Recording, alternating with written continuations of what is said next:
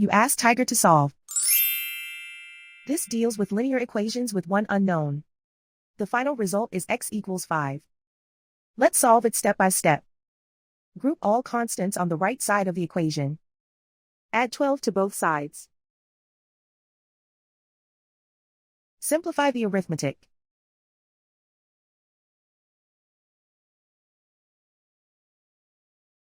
Isolate the x. Divide both sides by 8. Simplify the fraction. Find the greatest common factor of the numerator and denominator. Factor out and cancel the greatest common factor. And so the final result is x equals 5.